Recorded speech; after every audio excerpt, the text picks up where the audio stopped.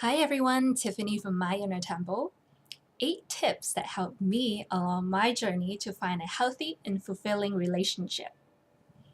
Number 1, inner work. There are 4 aspects to our body. Physical, are you taking care of yourself, with exercise or doing yoga, qigong? Are you eating healthy food, drinking enough water? Mental body, are you reading books that expand your knowledge so that you can share your knowledge with others and really enrich what you know, enrich the wisdom in you and gain clarity on, what all this is about, what life is about, what you are about? Are you meditating to cultivate inner peace and, joy and happiness? Emotional body, are you taking care of your emotional needs? Do you have supportive relationships?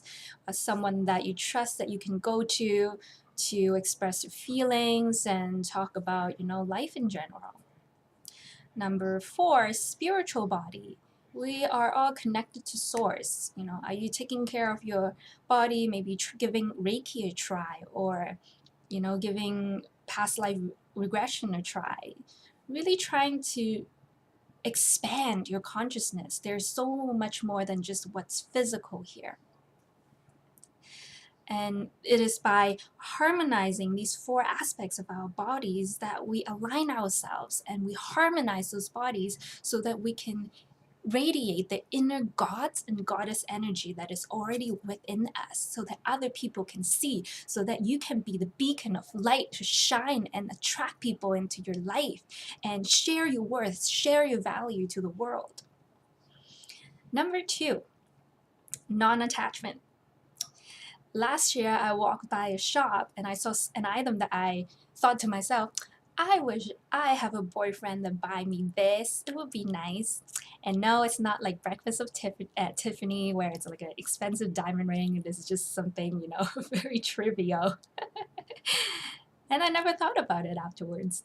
A year later, my current boyfriend brought me the same item that I wanted, except a better version of it. So it's about just having the intention, but letting go and let go of your expectation and any attachment to the outcomes. A lot of times we put a lot of pressure on ourselves when we're going on dates or meeting people thinking, oh, I have to be a certain way. He might be my boyfriend or he might be my future husband. Is this going to work out? Is he going to break up with me? That's too much pressure. Let that shit go. Number 3, I took myself on many dates.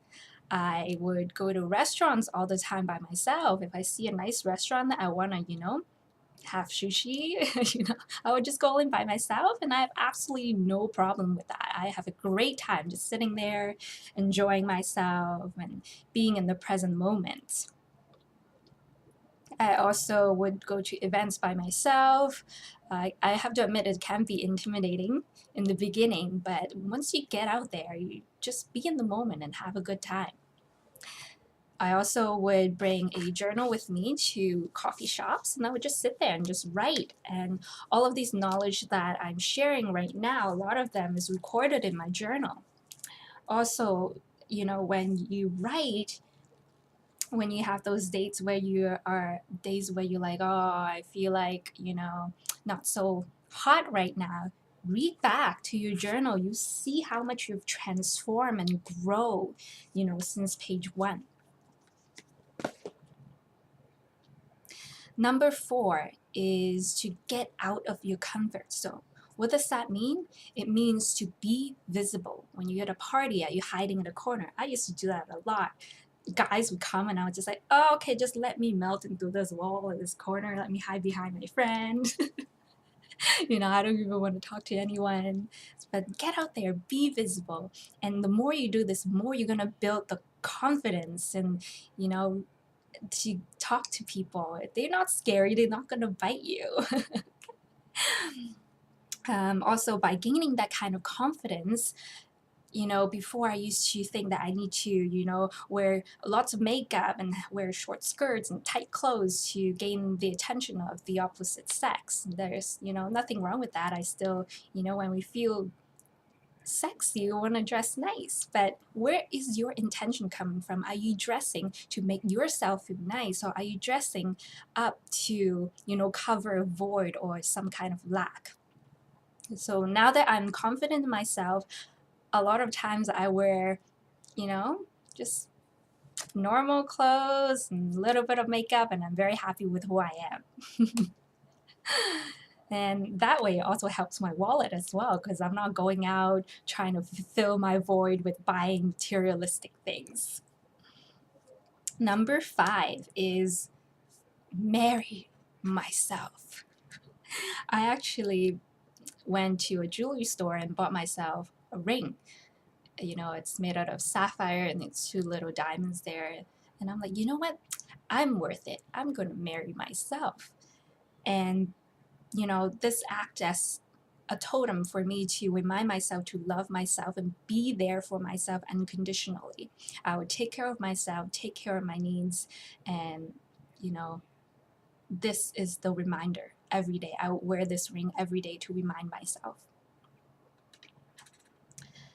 I'll probably give this ring to my daughter because I don't really wear it anymore. Like once you are on track and you have it in you, once you get it, you've got it for life. You know what I mean?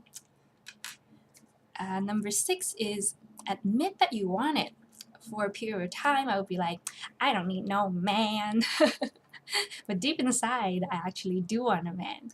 So just admit it, what kind of resistance are you putting up in regards to relationship? So I started changing my mindset by saying, it would be nice to have a man to open this spaghetti jar for me. It would be nice to have a man to cuddle with at night. It would be nice to have a boyfriend to say goodnight to at night. It would be nice.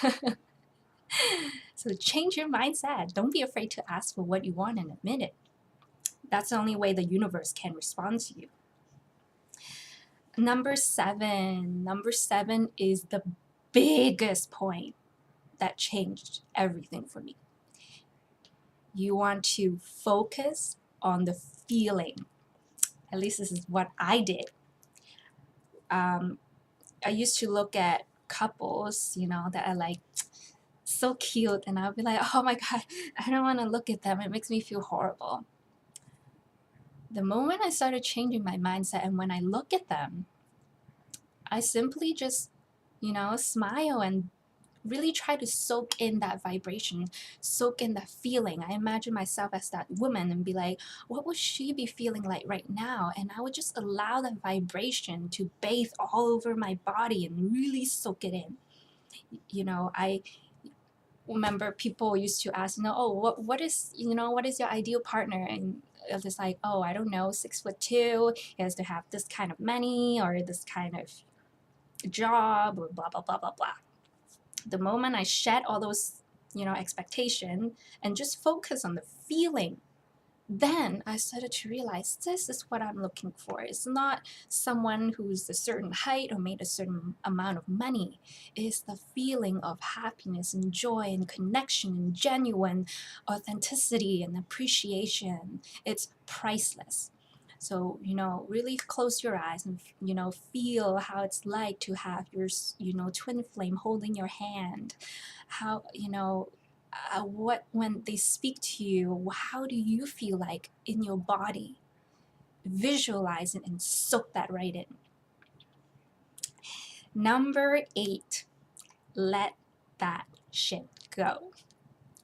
When we become the conscious observer of our experience, a lot of times through meditation, you start to realize that, oh, I've been holding on thoughts from the past, like, oh, my ex-boyfriend cheated on me, it's gonna happen again.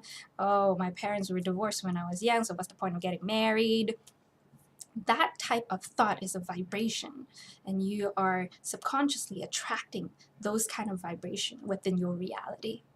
So what I did was, become the conscious observer that this was an experience, a lesson that I needed to learn, and that's all it is. It doesn't say anything less about me. It doesn't mean that I'm less valuable, less of a person. It's just that we were in this situation together and we learned a lesson. From there, or when you cultivate that inner consciousness, you are able to have inner peace. You're able to have compassion for yourself, for the other person. You forgive each other, yourself and the other person. You cut that cord, and you know, just break free from those chains that are weighting you down, those mindset, those gremlins, those thoughts that are in your mind telling you all these things that doesn't help you create your new reality. Cut those cord, cut those chains that are chaining you down. Then you can feel how much lighter you can be without having these kind of things weighting you down. Number 8 is the final piece. You know that I'm a big advocate of shadow work and healing work. Diving into the subconscious, I had, daddy issues. I always, out for a long time, because I didn't get the emotional need from my biological father, I would subconsciously look for that kind of nurture from my male partner. But in a way, I always found out that the partner that I attract also have the same issues. And that's where the unhealthy codependency comes in. So we need to get into the issue by diving into the subconscious, doing your shadow work, and healing those trauma caused from the early childhood.